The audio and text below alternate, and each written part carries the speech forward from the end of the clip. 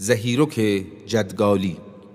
تفتان بالا بلند گریه می کند از دهانه بخار و آتش فشان در اندوه نبودند، و میخک وحشی می روید به امید آمدند. زنبقها، آلاله ها و گلهای محمدی عطر آمدن تو را نوید می دهند. محبوب من کجایی؟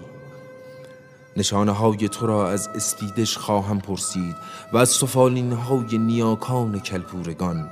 پهلوان رسول بخش دستم به دامنت، بنواز بنواز.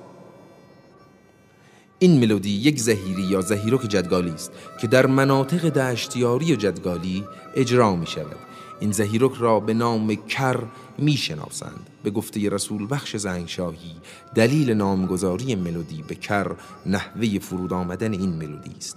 واژه کر همان معنای ناشنوا را دارد و فرود این ملودی با بمترین صدا صورت می پذیرد، به گونه‌ای که انگار شنونده سایر نوت‌ها را با وضوح کامل نمی شنود.